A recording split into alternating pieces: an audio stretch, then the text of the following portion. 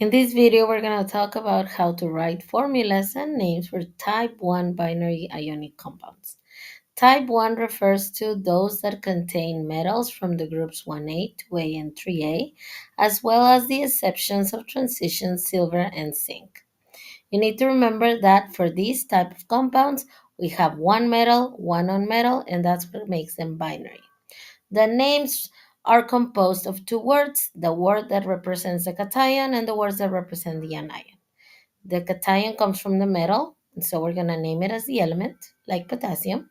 The anion has to change its ending to IDE. So instead of chlorine, becomes chloride. Lithium stays the same, and oxygen, instead of being called like that, we call it oxide. The same thing repeats. Calcium stays the same. Bromine becomes bromide. And for the last one, lithium is called lithium, but hydrogen is called hydride. And as you can see, it repeats. Magnesium calls magnesium. Bromide, as we said before, instead of bromine, is called bromide. For the case of the formulas, we have to identify symbols and charges. And so for sodium Na, for bromine Br. The charges come from their group numbers. For 1A, 2A, and 3A, we're going to consider plus 1, plus 2, and plus 3 to be their charges. For the anions, we have to remember anions come from nonmetals from the groups 5A, 6A, and 7A. Their charges being how many electrons are missing for 8, negative 3, negative 2, negative 1. So sodium is plus 1, bromide is negative 1. That gives us an equal to 0 charge, so the ratio is 1 to 1. Same thing happens when you have calcium and oxygen being plus 2 minus 2. That means no subscripts are added. Silver chloride, same thing. Silver oxide, however, you have a plus 1, negative 2. So what we're going to do is that we're going to swap the numbers. And so silver now has a subscript of 2, while oxygen keeps the subscript of 1. Aluminum nitride is a plus 3 minus 3, which means it's just the symbols. Just need to remember that cations and anions have to add up to be equal to 0. These are now type 2 binary ionic. Remember that type 2 are the metals that come from the transition metals of the periodic table and the representative elements lead and tin as exceptions of the representative. Remember that for these cations, we indicate the oxidation number as a Roman numeral. Now check how in these formulas, the anions are all ending in IDE, which tells us that comes from the non-metal part of the periodic table. That's what makes them binary, a metal and a non-metal. For the formulas, we're going to identify symbols and charges. The charges of the cations are given by the name. The charges of the anion, we already know them from the group number.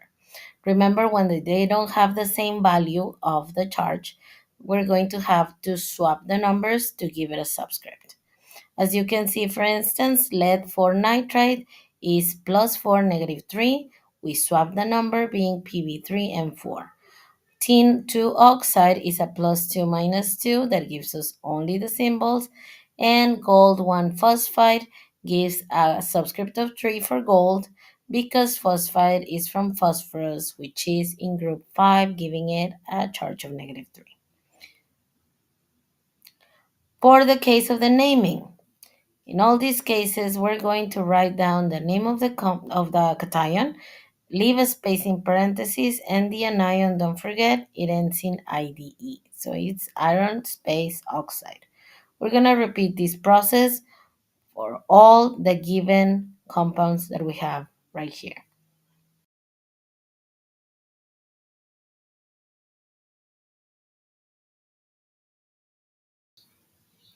To find out the Roman numbers, we have to use the subscripts and the charge of the anion. Remember that the charge of the anion is known by the group number. Remember, anions come from 5A, 6A, and 7A, and their charges are predicted to be negative 3, negative 2, negative 1. So if oxygen is in group 6, it has a negative 2 charge.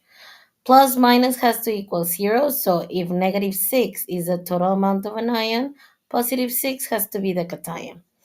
2 times 3 is positive 6, that's the charge of iron. For the example of scandium and phosphide, we have a 1-to-1 ratio. So phosphide is negative 3, being from 5A, and therefore scandium has to be positive 3 to make it equal to 0. So it's scandium 3 phosphide. In the example of titanium oxide, we have a subscript of 1 for titanium and of 2 for oxygen. 2 times negative 2 is negative 4, and 1 times 4 would be the positive 4 that we need to equal to 0. That is why titanium would be titanium 4 in this example. Then, for the chromium oxide, we have a subscript of 1 for chromium and 3 for oxygen. So, we're going to use those to find out the value of chromium. If oxygen is 3 times negative 2, then 1 times positive 6 is the value for chromium, chromium 6 oxide. And the last example will be for manganese. Manganese has a subscript of 2, while oxygen has a subscript of 5. So if 5 times negative 2 is negative 10, a positive 10 would result from 2 times the charge of manganese, which is then 5. And that is how we find out the Roman numbers.